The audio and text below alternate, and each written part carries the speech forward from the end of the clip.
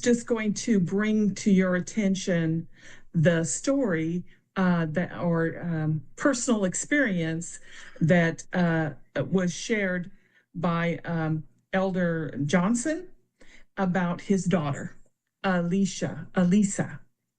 Um, and I relate to it because I have cancer as well.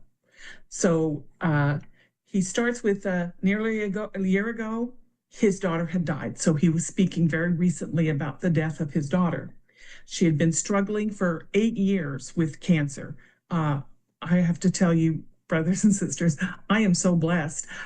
I barely feel like it's been a struggle at all. That my Father in heaven has walked with me every step, given me plenty of support, strength for my husband, my 5 children, my 12 grandchildren, all there, all very supportive, very loving. But I know it can also be a struggle because there were surgeries and there's horrible drugs that do yucky things to the body, like cause you to lose your hair or cause sickness and you miss things you might otherwise want to do. It's difficult also to watch your physical body fall apart. I have a sister's actually older than me. Her husband, who was again older than her, so he was in his mid 70s. He also had cancer. He also got very sick. He also passed away. It's been less than a year now. It was too much for her. She could not. She was struggling every single day with the pain of it.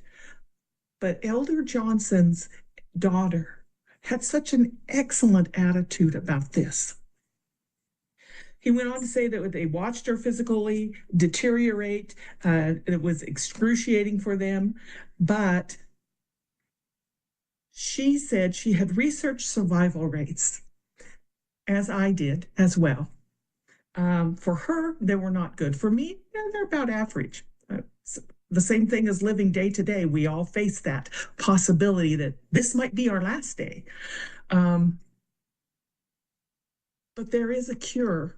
There's a cure for my brother-in-law who's already passed away. There's a cure for me, and there is a cure for every other person who suffers and who struggles with every physical illness. That cure comes in the resurrection of Jesus Christ. In the resurrection, we are promised, and in the joy of a reunion with our families.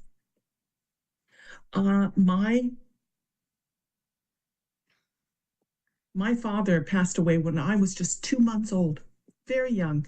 My mother was left with, I was the youngest of her 6 children to raise by herself. She had nothing. And I didn't get to know him. But I know in the resurrection, I will be able to meet him. I know in the resurrection, my brother-in-law, I'll be able to greet him again. I got to say one last time when we were there visiting him that I loved him and cared about him. But I also know because of the resurrection that comes to every man, woman, and child, every person suffering, that we will have that time of redemption and joy. I will be better.